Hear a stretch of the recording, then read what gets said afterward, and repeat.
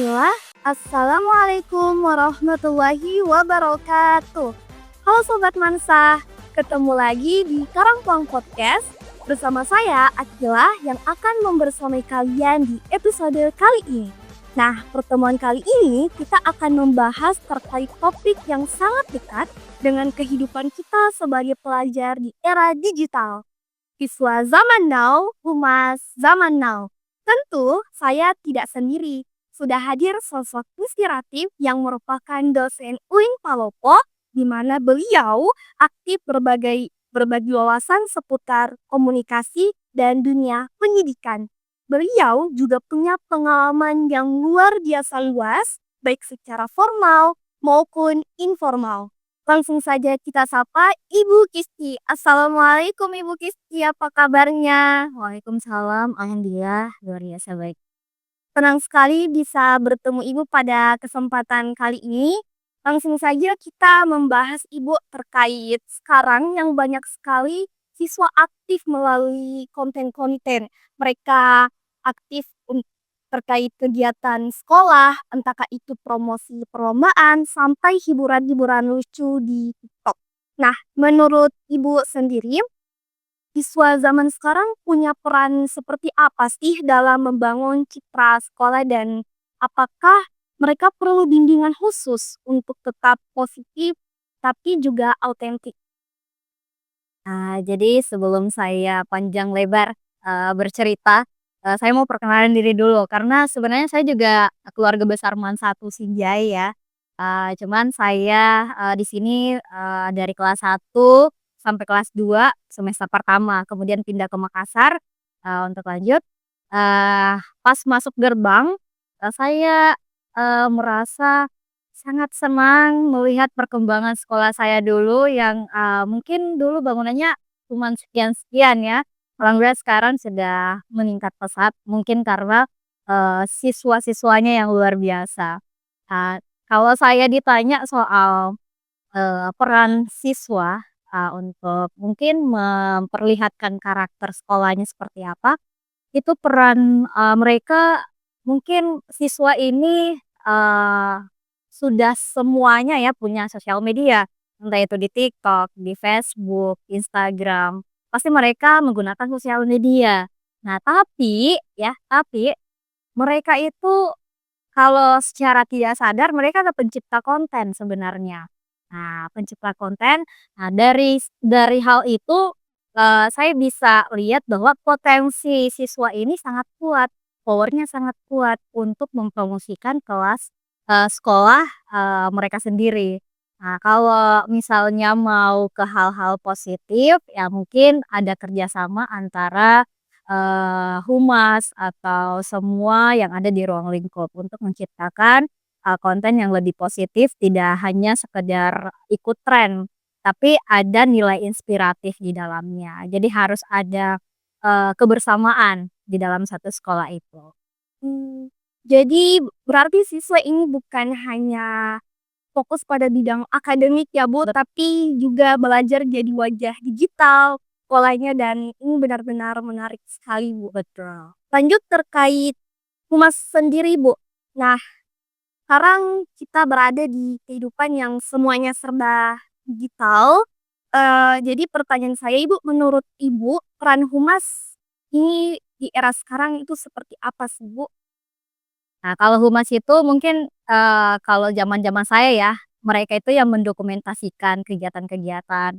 Nah, tapi kalau humas zaman now, itu sebaiknya mereka adalah wajah, wajah sekolah di dunia digital. Karena, dengan hadirnya humas dan kolaborasi antar siswa, itu bisa menciptakan satu konten yang mungkin relevan ya, ditonton sama siswa atau maupun guru-guru. Jadi, misal satu contoh nih, satu buah video sederhana, Ya Bu. kemudian dikemas dalam bentuk yang, lebih inspiratif, misalnya kayak, video kelas ya, waktu di kelas, suasana kelas, lomba-lomba, ataupun video-video inspiratif lainnya dari guru-guru atau siswa-siswa yang ada di sini. Nah, jadi kalau, misalnya peran humas yang mau kita tahu, nah sebenarnya humas itu kuncinya. kunci kontennya. Jadi kalau tidak kreatif humasnya, tidak kreatif juga sekolahnya. Nah, jadi, bagaimana ini si humas, bisa mengemas konten-konten misalnya dari kelas A punya satu konten, di-store ke humas misalnya tuh, kemudian, dikemas lagi sama humas, membuat sebuah video lebih kreatif lagi, seperti itu. Jadi perannya sangat penting, itu adalah kuncinya, wajahnya sekolah, gitu. Jadi humas ini Bu bukan hanya berfokus pada dokumentasi, tapi juga menjadi juru bicara digital yang kreatif dan responsif. Betul. Membahas humas dan siswa sendiri Bu, banyak yang bilang kalau hubungan ideal itu yang paling mendukung. Nah, lantas menurut Ibu, sebenarnya hubungan ideal antara humas dan siswa itu seperti apa Ibu? Apakah sebaiknya humas itu menjadi pembimbing atau partner bagi siswa dalam membuat konten Ibu? Nah, kalau hubungan antara siswa dan humas, ya harus jalan seiringan pastinya. Karena, kalau hanya humas yang jalan, akan berat. Mungkin berat di, "Saya mau, bikin konten apa hari ini," kalau siswa tidak mau, ya pastinya tidak akan jalan, tidak akan sesuai dengan harapan. Nah, tapi kalau misalnya humas dan siswa jalan beriringan, misal contoh, kita ajak siswa terlibat di dalamnya, sebagai editor atau sebagai pembuat ide konten paling paling, ini ya, bagus ya, karena, eee, setahu saya pernah di umur segini, banyak ide-ide, yang muncul di dalam yang dituangkan. Dan mungkin saja ya, kalau saya pribadi, bukan hanya sekedar dokumentasi. Iya Ibu. Karena saya lihat, beberapa postingan di Man1 official itu semuanya kayak formal semua.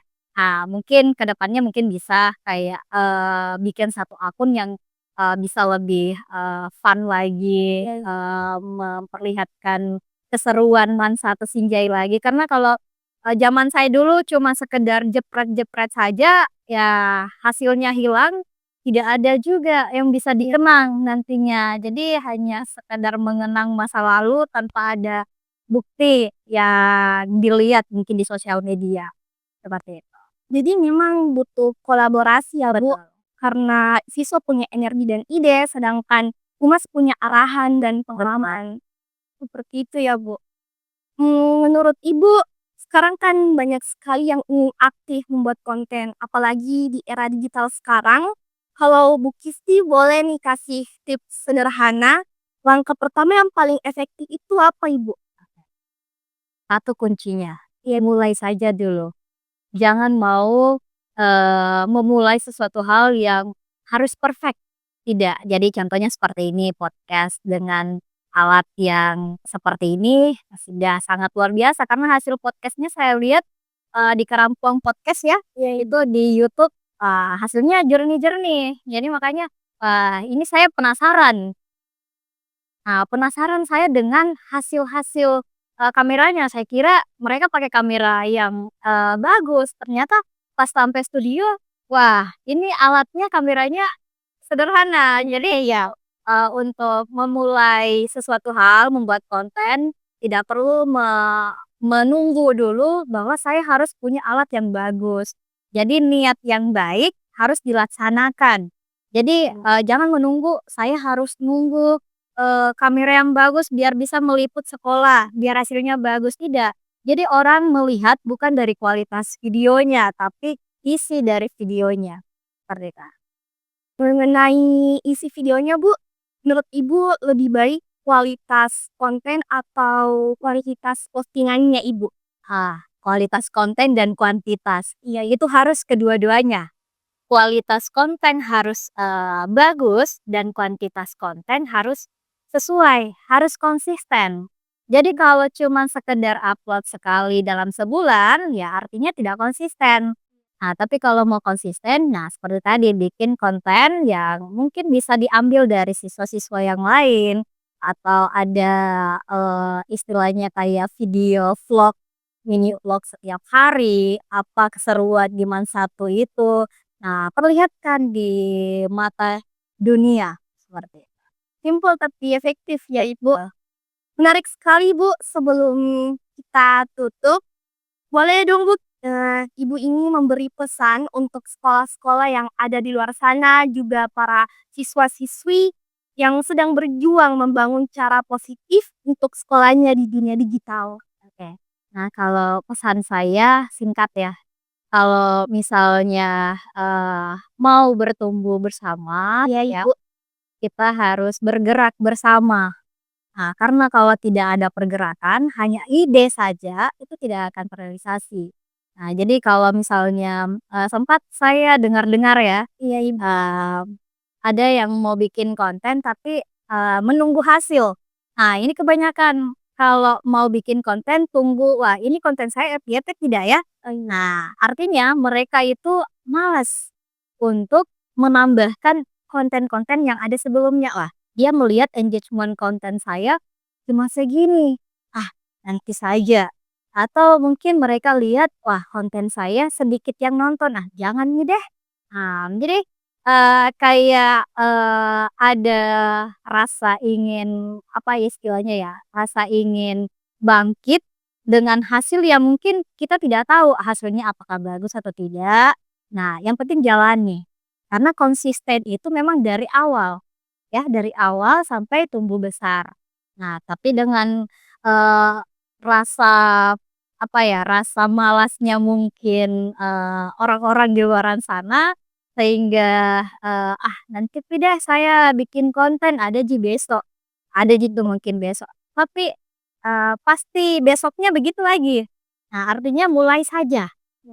mulai saja.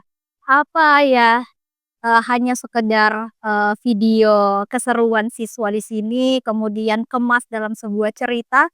Karena, kalau kita mau bahas, siswa zaman now dengan humas zaman now, Iya Ibu. ya itu harus melihat peluang, ini siswa sekarang sukanya apa, humas harus seperti apa. Nah, mereka harus mengarahkan, ke hal-hal yang lebih positif dan tentunya lebih inspiratif, seperti itu. Masya Allah, pesan-pesan yang benar-benar sangat memotivasi, Bu. Ya. Terima kasih banyak atas motivasinya. Mudah-mudahan Ibu sehat selalu dan kehadirannya selalu menginspirasi. Dan untuk pendengar setia Karangkuang Podcast, jangan lupa follow, like, komen, dan share video kita. Dan untuk episode kali ini, mudah-mudahan ini menjadi inspirasi untuk kita semua sebagai pelajar yang terus belajar agar terpelajar. Karena kita siap untuk berdaya saing di era global karena kita adalah ujung tombak suatu negara, bangsa, dan agama. Kami dari Karangkuang Podcast pamit undur diri. Wassalamualaikum warahmatullahi wabarakatuh.